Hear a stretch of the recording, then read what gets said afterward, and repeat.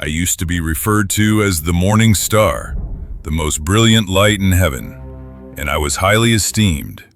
I am now simply called Lucifer, a term that is spoken in terror. Permit me to touch the mystery. There was just God in the beginning, everlasting and limitless, before time started and the world was created. Heaven, a sanctuary of serenity and beauty, appeared suddenly with his one word. Its golden plains were traversed by rivers of living water, their transparent streams gleaming like glass. Heaven's light, which filled everything with God's grandeur, came directly from him and wasn't caused by the sun or stars. It was in this place where I was born. I was different from the others. God made me the brightest among the innumerable hordes of angels. He referred to me as the morning star, the light bearer, and Lucifer. I was the jewel in the crown of his creation, the first of the angelic hosts. He bestowed upon me a beauty and radiance that were unparalleled. My voice sounded like a symphony of angelic harps, and my face gleamed like the morning, reflecting his beauty in my shape. No angel could compare to me in grace, strength, or intelligence. God therefore gave me a mission that was commensurate with my beauty. I was the leader of the choirs in heaven and the conductor of worship there. I was passionate about the job he gave me, and I gave it my all to the best of my ability. Through my commitment, I aimed to glorify him and express my appreciation for being created in such a spectacular and unique way. With every action I took, I was giving back to the one who created me. I never wanted more in those early days. I coexisted peacefully with my fellow angels. Innumerable angels were present, too many to count. Nevertheless, we were all united by the same love in spite of our differences. In the great scheme of the Almighty, we moved as one, accomplishing our mission. My heart was devoid of pride, ambition, and self-consciousness. We sung real and pure melodies that came from the core of who we were. Every song paid homage to the one who made us from nothing. However, things started to shift with time. I could feel the weight of what I had been given, even in heaven's perfection. It was only a dim concept at first, but it developed. I gradually came to feel that I was superior than the one who made me. Why must all glory belong to him? I asked myself. With my intelligence and flawless beauty, I was the epitome of perfection. My voice commanded the choirs of heaven itself, and my radiance outshone all the angels. Nevertheless, I was forced to serve, kneel, and think, to never shine for me. I was able to ignore such ideas when they initially came to me, began to question more and more. Why should I always be beneath him? In the shadow of his throne, why should my greatness remain hidden?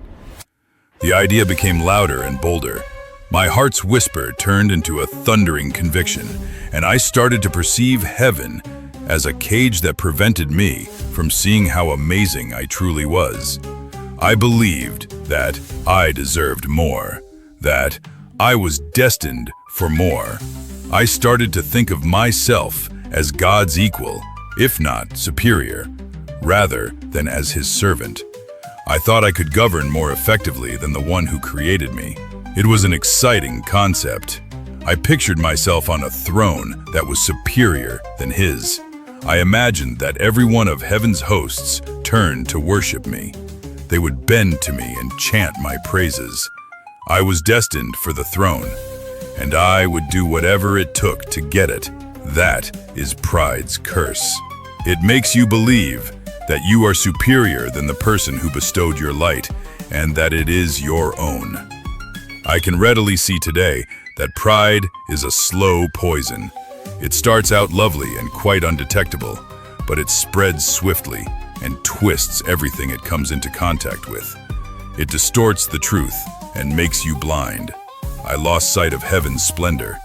All I wanted was more, and all I could see was myself.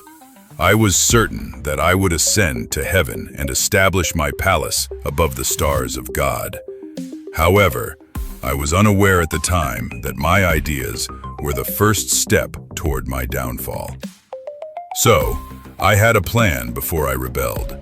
My heart's murmurs became action, and the action began with words. I was aware that I needed help if I wanted to threaten God's throne. Heaven has many hosts and was very large. I would require allies, angels of authority and power, those who were as unhappy as I was, or who might be convinced to agree with me. I started off having cautious, subdued discussions. I went to the angels who ruled over heavenly worlds. The people I knew had the most authority and influence.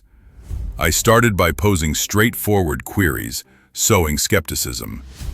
Have you ever pondered why we are obligated to serve despite our greatness? Why must our light never shine for itself, but constantly reflect His? Their responses differed. Some, whose devotion to the Creator remained unwavering, rejected the notion right away. Others, however, paused. They paid attention. They thought about it. I noticed a glimmer of something in their eyes, a sense of wonder and self-awareness. That's what I went after.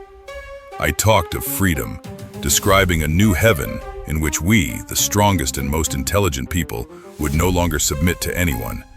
They listened more, the more I said. I played on their pride and self-esteem.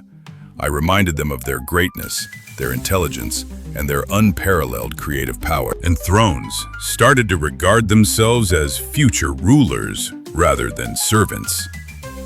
As we conversed, I noticed a fire igniting in their eyes that matched mine. They started to wonder and dream of a heaven where His light would no longer overshadow theirs. My words became more daring as my fan base grew. I publicly discussed a new order, a kingdom in which we would sit on our own thrones. And soon after, the whispers turned into action. The angels redirected their voices toward me after they had previously sung in perfect unison with the Creator's will. Their loyalty changed from God's throne to the vision I presented. With their wings ready for combat and their souls blazing with ambition, a third of heaven's host joined my cause. They were angels of immense beauty, strength, and wisdom. We got ready for the future in secrecy. Our uprising would be a battle, not a peaceful act of dissension. Both they and I were aware of the expense, but the potential rewards exceeded the danger. I put them in ranks, designating leaders to manage the burgeoning armies of angels who had joined my cause.